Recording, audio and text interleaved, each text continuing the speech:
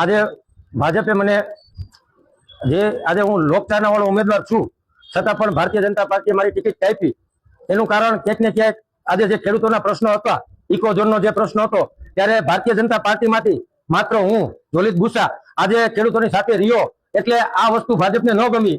આજે ધારાસભ્ય અરવિંદભાઈ લાડાણી છે એને વસ્તુ ન ગમી, બરોબર. અને એના માનીતા કહેવાતા કે જે એને વાલાદવલાની નીતિ રાખી અને માન્યતા કહેવાતા કે જે ભ્રષ્ટાચારી માણસ છે તેને ટિકિટ આપી, એટલે આજે હું ભારતીય રાષ્ટ્રીય કોંગ્રેસમાં જોડાઉં છું અને હું વચન આપું છું કે આ સીટ કોંગ્રેસની કરીને રહીશ.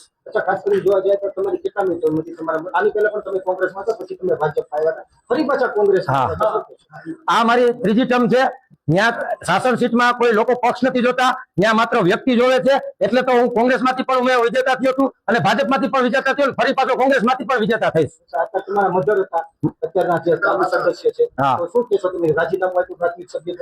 દરેક પદમાંથી મેં રાજીનામું આપ્યું છે અને મેં કોંગ્રેસનો કાયદેસર આજે મેં કેસ ધારણ કરી અને આજે પાર્ટી જોઈન કરી છે. અને હું કોંગ્રેસને પણ પાર્ટીને વચન આપું છું કે હું 5 વર્ષ નહીં પણ આજીવન હવે હું કોંગ્રેસ સાથે જ રહી, હું બીજા પક્ષમાં જઈશ નહીં.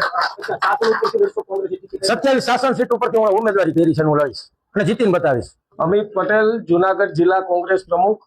આજે અમારા પ્રદેશના મુખ્ય આગેવાનો, નિરીક્ષકો, સન્માનનીય જસવંતસિંહભાઈ, સન્માનનીય શહેનાજબેન અને હરિભાઈ, એ તમામની ઉપસ્થિતિમાં ભાજપે જે ભ્રષ્ટાચાર કર્યો છે અને ભાજપ જે કૂટનીતિ અપનાવે છે, યુઝ એન્ડ થ્રો વાળી નીતિ અપનાવે છે, એવા જ એક ભાજપના મુખ્ય આગેવાન, જિલ્લા પંચાયતના સદસ્યના સુપુત્ર અને ખૂબ મોટું નામ ધરાવતા મેંદરડા તાલુકામાં જોલિતભાઈ બુસા વિધિવત રીતે કોંગ્રેસ પાર્ટીમાં જોડાયેલા છે.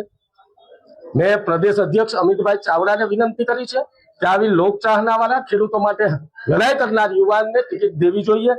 100% અમને ભરોસો છે કે જોલિતભાઈને ટિકિટ કોંગ્રેસ પાર્ટી તરફથી આજે મળી ચૂકી છે. એ હું તમને કોંગ્રેસના પ્રમુખ તરીકે કહું છું અને જોલિતભાઈ બુસા એ વિજય થઈને આવશે એવી અમારી શુભકામના છે. ખાસ કરીને જોવા જાય તો કેટલા ઉમેદવાર અત્યારે કોંગ્રેસની શું કરે છે? 30 ઉમેદવારો અમારા ફાઇનલ થઈ ગયા છે. વિધિવત રીતે ફોર્મની પ્રોસેસ થઈ ગઈ છે. પ્રદેશના મુખ્ય આગેવાનો આજે આવી ગયા છે. એ મેન્ડેટ કાલે રજૂ કરી અને કાલે ફાઇનલ લિસ્ટ મીડિયા સમક્ષ રજૂ કરશે.